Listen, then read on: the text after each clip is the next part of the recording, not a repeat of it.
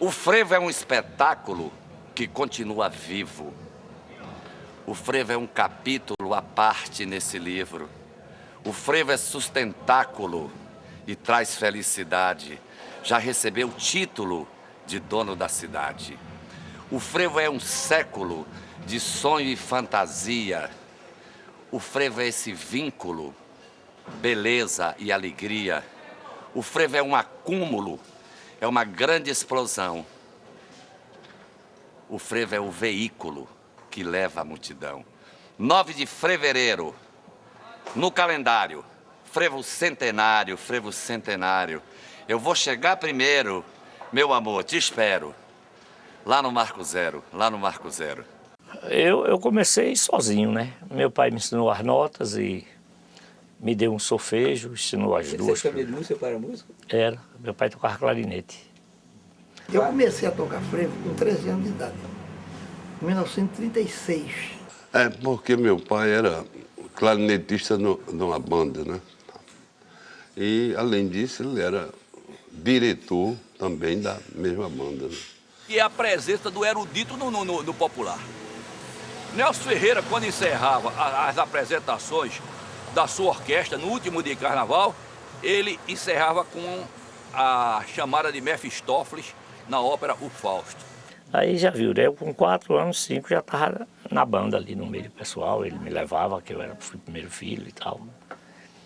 E depois fui crescendo, morava perto da banda de música. A banda de música era numa praça, eu morava uma rua depois. Aí eu, às vezes, chegava do cinema, que eu trabalhava com ele. Aí eu me deitava assim, a banda... Aí eu disse, mamãe, eu vou assistir o ensaio. Até um dia que eu digo, bom, eu agora tinha comprado uma gaita de boca e tocava de ouvido. Aí eu digo, peraí, se aqui tem dó, ré, mi, fá, sol, lá, si, dó, na gaita também deve ter. Aí soprei, procurei assim, tinha dó, ré, mi, fá, sol, lá, si, dó. Eu digo, isso. Aí comecei a lição do solfejo aí na gaita. Aí apareceu o sustenido, aí não tinha. Eu digo, porra, não tem sustenido. Aí eu digo, tem que comprar uma gaita dessa que tem a chave. Aí Luiz Bandeira disse, rapaz, olha, esse negócio de gaita não tem muito futuro não, porque no Rio já tem Edu e você nunca vai aparecer mais do que Edu. Por que tu não aprende a fazer arranjo? Um mês depois, Guerra Peixe abriu um curso aqui e me chamou. A minha Sivuca. Ele já dava aula capiba. Eu digo, maestro, eu não posso lhe pagar. Eu já estava indo para 18 anos, tinha 18 anos. Disse, não, você vai lá na minha casa, você e o Sivuca. Na terça de manhã, vocês podem chegar às 10 horas. Mas acontece que ele não deixou que eu estudasse com menos de 9 anos de idade. Eu teria que terminar o primário, aprender o ofício dele, que era de pedreiro, então depois começaria a estudar música. Depois fiz o teste para sax tenor, a pedido de um colega, porque se eu não fosse aproveitar no planeta, ia para o sax, né? Pronto. Aí trabalhei, foi até o advento do golpe, né? Aí, pronto, aí eu trabalhava no MCP, Movimento Cultural Popular, junto com Luiz Marinho, né? Naquela da Lapinha, o Pastoril, aquele negócio, eu fazia aqueles arranjos todos. Justamente eu sofri muito para conseguir gravar um frevo no Rio de Janeiro com o Zacarias, que era, na época, quem gravava os frevos daqui. Era Zacarias e Cilino Araújo, que tinha ido para o Rio em 45, com a Tabajara, e quem gravava os frevos daqui eu para lá. Até quando a Mucambo, Rosenblit criou o disco Mucambo, passamos a gravar aqui. Eu comecei a trabalhar com a orquestra da rádio e quando chegava o carnaval, mesmo sem eu ainda trabalhar com a orquestra, a Rádio Alô fazia uma revista carnavalesca e a gente tocava os melhores frevos, os compositores naquela época mandavam para lá. Só quem não mandava era Nelson Ferreira, porque era da outra rádio. É uma melodia de frevo bonita, com lógica. Alegria de Pompeia. Alegria de Pompeia, Lágrimas de Fulião, até os títulos dele. Último Frevo em dia. menor, né? Hein? Frevo em menor. É, eu gosto muito de frevo menor. Baba de Moça mesmo é em menor, vários deles eu tenho em menor.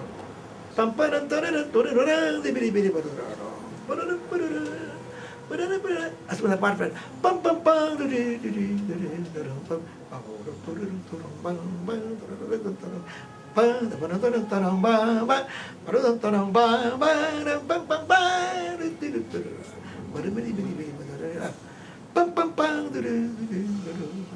eu acho que o frevo tem que ter lógica. Compreendeu? Mas faz muito.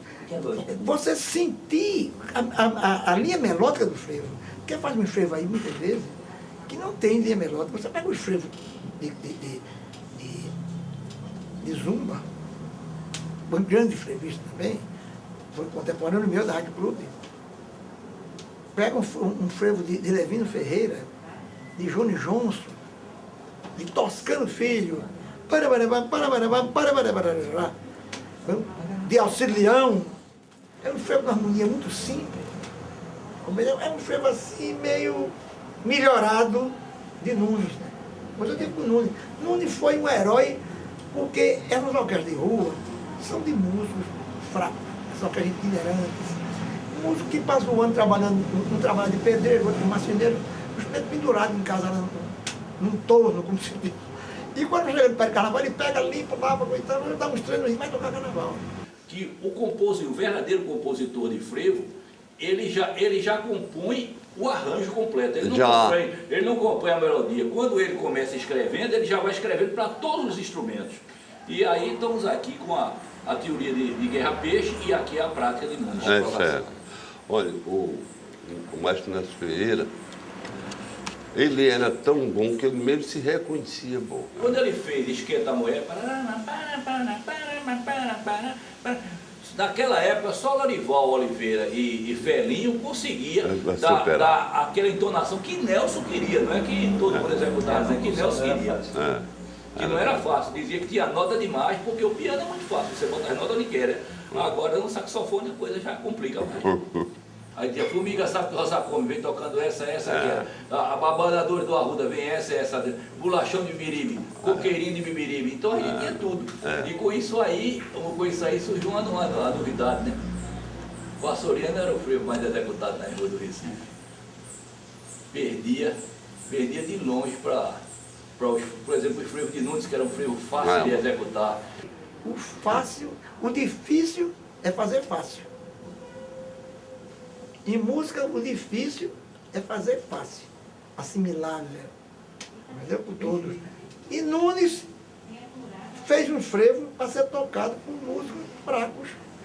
E as músicas de Nunes são as mais tocadas no carnaval de rua.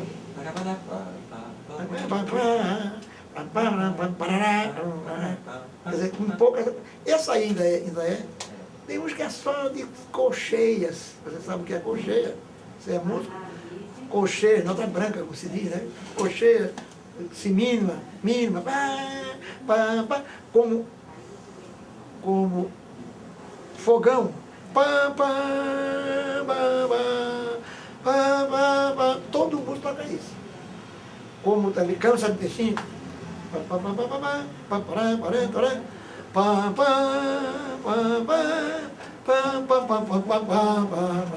Esse é o frevo para o músico mais fraco tocar. Você precisa estudar mais para você saber. Porque ele faz uma coisa que sem conhecimento. Aí pega um clarinete, 2 clarinetes, um tocando em dó e outro em ré. Né? Aquilo ali só se faz acima de oitava, abaixo de oitava, mais oitava. E tem uma coisa que chama-se dedecafonia dentro da parte musical. Né? O que é dedecafonia? Você pega o som de um clarinete, você pega o som de um trombone, você pega o piado de um pinto, você pega o relinchar de um cavalo e joga tudo aquilo ali para tirar um do som. Essa é a dedecafonia que nós chamamos. Há vários tipos. O Nelson Ferreira fez em Gostosão, ele fez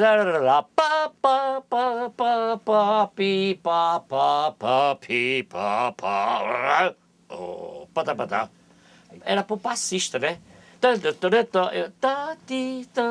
Para a bateria tudo. Olha, eu adoto muito aquele estilo de zumba, né? Zumba tem um frevo, pergunta e resposta.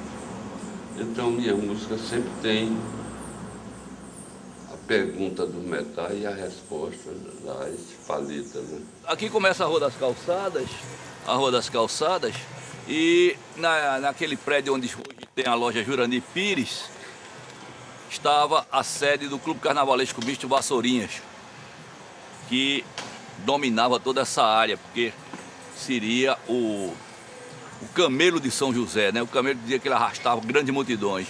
E é exatamente o Vassourinhas que está presente no Romance de Mário Sete, o Seu Cantinho na Farmácia, que é uma das melhores descrições de um frevo de rua, de um aglomerado.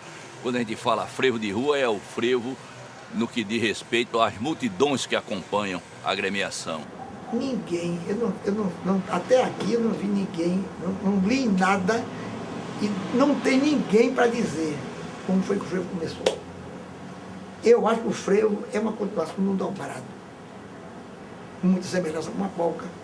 É tanto que fazem os frevos aí parece uma polca. E o dobrado, eu mesmo tenho um frevo que é um dobrado quase todo. É gavião. Pam, pipiriroró, pam, pam, parará. É uma banda tocando, o soldado marchando. Pam, pam, parará, pam, pam, pam, pam, pam, parará, torará, torará. Os regentes das bandas é que faziam também dobrados. Eles compunham também valsas que eles dedicavam às famílias da cidade onde a banda atuava. E compunham também frevo, o que passou a se chamar frevo, que se chamava marcha carnavalesca, como a gente tem marcha fúnebre, tem marcha pernambucana, marcha nupcial, tem marcha turca. Dá até uma marcha de procissão, que você acha que há muita semelhança no cotejo carnavalesco no início com o cotejo religioso. Tem muita coisa, bandeira, os cordões, das irmandades. Você sabe que o frevo, os clubes nasceram sempre da classe pobre, da classe trabalhadora, né? Os lenhadores, os toureiros, os taifeiros, hein? Vasculhadores, carvoeiro, que era o Clube das Pais, né? Um dos antecedentes do frevo pernambucano foi o Clube dos Caraduras. Era montado em cima, com um carro alegórico, em cima de um dos carros do Corpo de Bombeiro. E tinha um outro carro atrás que vinha com a orquestra, a banda, a fanfarra, uma banda de metais. Ia tocando. Para dar celeridade, ele tocava em ritmo acelerado. Tocava polca-marcha, tocava dobrados acelerados e muita coisa de machixe. E o povo que ia atrás, pulando, tentando acompanhar o passo dos cavalos, ia, logicamente, já formando seus primeiros passos. E aquilo se denominava popularmente de frevedouro. Daí a primeira corrutela da palavra frevo. E esse clube, o Clube dos Caraduras, saía da garagem dos carros de bombeiro, que naquela época eram todos puxados a cavalo, e daquele prédio. Aquele prédio de 2 janelas, 2 portas, embaixo uma porta larga, ainda a porta larga, que era para sair as viaturas dos carros do Corpo de Bombeiros até os anos 20. E daqui se vê também o Galo da Madrugada, com seu símbolo maior, em cima da ponte do Arte Coelho. Temos aqui a ponte da Boa Vista, em seguida a ponte do Arte Coelho, onde se situa o Galo, que hoje é o maior clube de frevo, clube de máscaras do universo. A segunda música do Galo da Madrugada foi Acorda Povo, vem ver o meu galo. É minha de Alírio, do pai de André Rio, meu amigo aqui. Meu padre Floriano. Por que meu padre Floriano? Porque o galo foi criado na rua Padre Floriano. Meu padre Floriano, voltei para repetir. Frevo, quando é bom, vem de frente, gruda no corpo da gente e depois não quer mais sair. Eita, velha guarda assanhada, é o galo da madrugada, é São José a sorrir. Pronto. Essa aqui, como se vê, é a rua que deu origem ao Galo da Madrugada. Foi de antigos habitantes da rua Padre Muniz e de comerciantes da redondeza do bairro São José que saiu aquele grupo de rapazes e senhores vestidos de alma. em 1978, com o porte-estandarte na frente. Já era Fernando Zacarias, do porte-estandarte, e ele e Enéas já era o fundador do Galo da Madrugada, e então ele ganha as ruas em 78, cresce em 1979, estoura em 1980, já com a presença da Frevioca. Então o Galo da Madrugada, que é hoje o maior clube de rua do planeta, começou nessa ruazinha estreita, com pouco mais de 3 dezenas de rapazes, e hoje se transforma em mais de 1 milhão de foliões. O frevo gosta de aperto, rua apertada, becos estreitos. É tanto que eu digo naquela música, venha, que o frevo é rasgado no beco do Sirigado. Meu bloco é o bom, venha, que o frevo é rasgado no beco do... Por quê? O beco do Sirigado, você conhece? Pronto, isso aqui é o Beco do Sirigado, estamos no âmago do Beco do Sirigado, na esquina da rua Padre Muniz, que é a rua que viu nascer o Galo da Madrugada, e, como se vê, ele tem um pouco mais de 1 metro, talvez 1,5 metros, no máximo. Então, aqui eu acho que aquele frevo de Zé Menezes e de Alírio, que faz, venha, que o frevo é rasgado no beco do Sirigado, meu bloco é o bom, bom, venha, que o frevo é rasgado no beco do Sirigado, meu bloco é o bom. Eu acho que aqui nunca teve frevo, aqui teve simplesmente passagem, atalho, como está lá em Seu Canil na farmácia, quando os personagens fazem, vamos atalhar a vassoura pelo beco do Sirigado. Aí sim, aí era o passagem, e às vezes uma própria orquestra de frevo passava aqui, em coluna indiana, e não ao som de metais, mas ao som de taróis, que é o som de caixas. Os caixas ficavam rufando, aí passava aqui, mas não daria para passar porte-estandarte, não daria para passar grande fantasia. Então aqui é o Beco do Sirigado, que por conta do frevinho de Zé Menezes, tornou-se lendário no bairro de São José. Aqui, havia isso. Então os clubes, quando se encontravam, o pau comia. E uma vez houve um descuido lá que entrou na mesma rua, uma brincava, mesmo com um conto de trem, quando erra lá a agulha, que o trem entra na linha do outro. Aquela coisa do abafo, do frevo abafo. Tinha o tal do fogão, né? Tá, tá, tá, tá. Aí o cara fez um frevo, botou o nome de Coivara. Essa coisa, Coivara tá queimando igual ao fogão.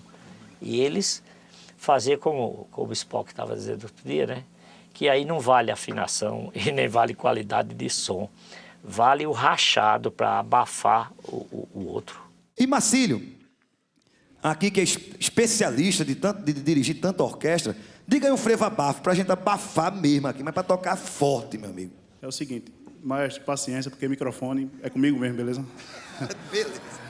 Bom, quando eu estava de frente de uma orquestra lá em Olinda, que eu notava que vinha um clube no sentido contrário ao meu, eu tinha sempre a preocupação de observar qual era o clube e quem era o maestro que estava dirigindo aquela orquestra que estava vindo. Por quê? Porque se aquele clube era um clube pelo qual eu tinha uma certa simpatia, e, coincidentemente, aquele maestro era um cara que era meu amigo, até pessoal. Certo. Então, eu tinha uma preocupação com a manutenção da nossa amizade após a quarta-feira de cinzas. Aí eu tinha o cuidado de colocar um frevo abafo na versão light. E tem esse, é? Frevo abafo, versão light. Esse não estraga a amizade de maestro. De leve. Certo. Agora, Spock, quando eu dava aquela olhada assim, panorâmica, que eu via um maestro, que era uma pessoa que não me era muito simpática.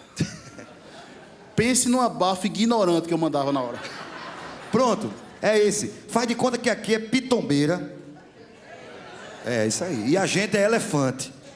E vamos se encontrar ali. Agora, mande um abafo, meu amigo, daquele, mas pra gente tocar com força e de qualquer forma. Diga aí. Maestro, um encontro desse, de pitombeira com elefante. Diga. O frevo abafo que resolve é Cabelo de Fogo do Maestro Nunes. Maravilha.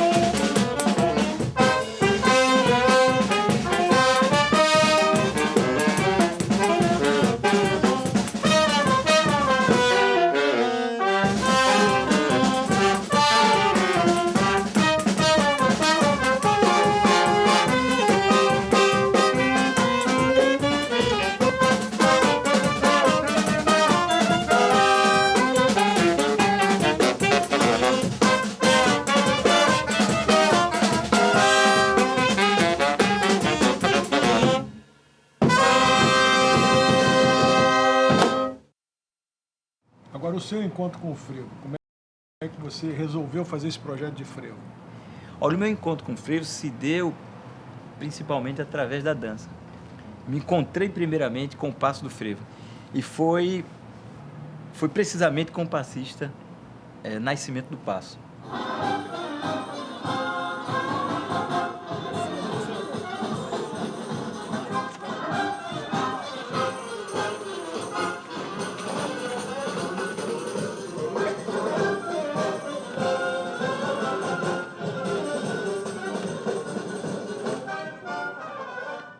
Menino, família pobre, e de repente o dia a dia da gente era comer manga. Não fazia outra coisa, comer manga e pronto. Pupunha, né? Não tem como vocês têm aqui abacaxi, não, tem não. Lá é manga. Manga de manhã, manga de tarde, manga de noite, para dormir.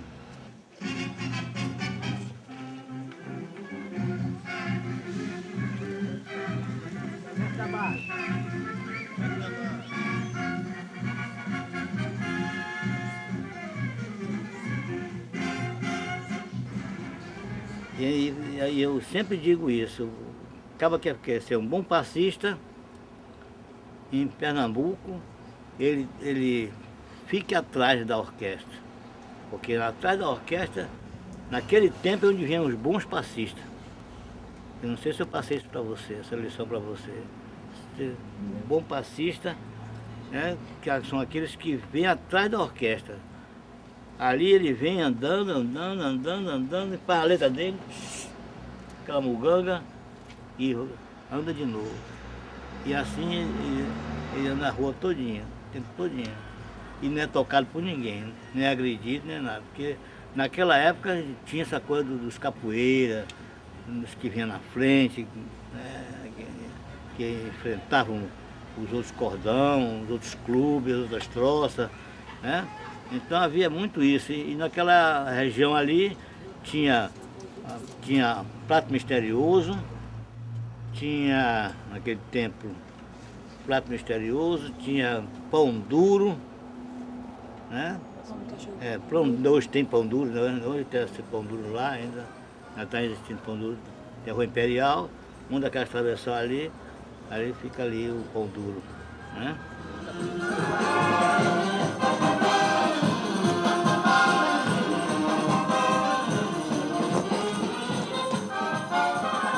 O que é fazer munganga? Munganga é uma coisa que é feita na hora que você quer fazer uma outra coisa e não consegue fazer aquela coisa. Aí você acaba fazendo uma munganga.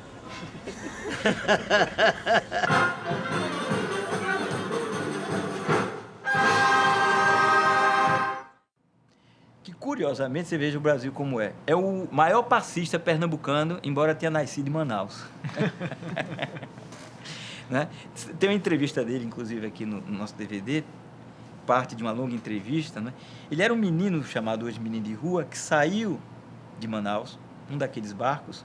O barco parou em Recife, ele desceu, e eu não sei se ele, quando correu para pegar o barco, já tinha ido ou ele resolveu ficar. Eu sei que ele ficou perambulando pela Júri Recife, quando um dia ele se acordou em algum lugar e ouviu uma orquestra de frevo tocar. E que ele foi puxado, arrastado por aquela multidão.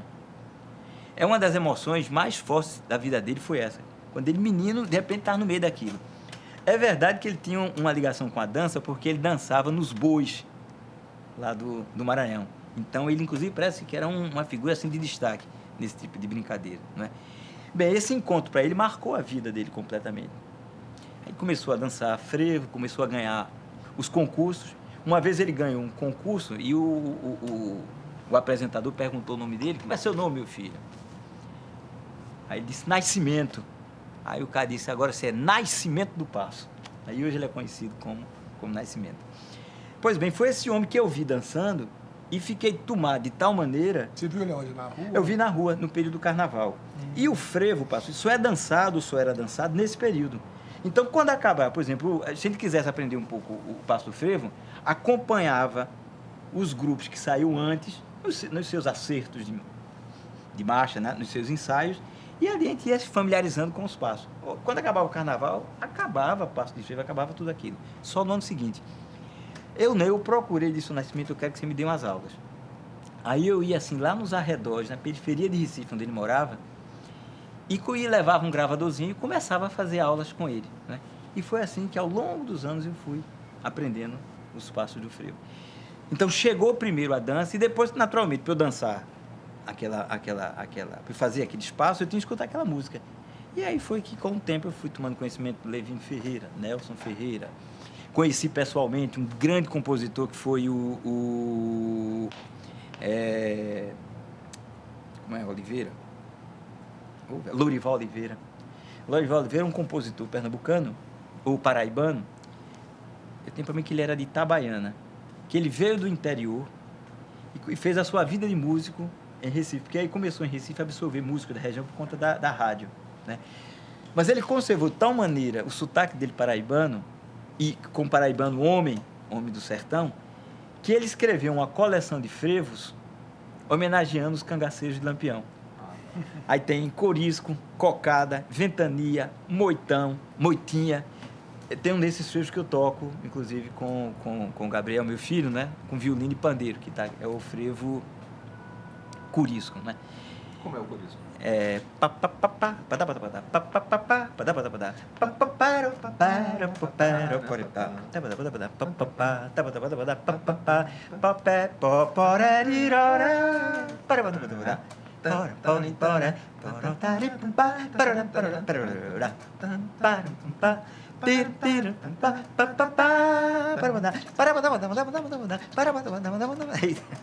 Vai por aí. E aí, coincidente com isso, você descobriu que o frevo ia fazer 100 anos. E aí resolveu... Pronto, aí na medida em que eu sempre tive... Você fez uma imersão, então, dentro do frevo, né?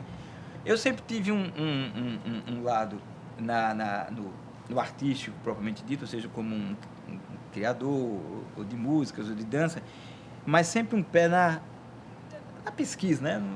A pesquisa não muito forte, mas enfim, sempre gostei muito, me interessei, assim como o Braulio, de saber como é que nasceu o frevo, de saber por que é que os cantadores cantam aqueles versos, né?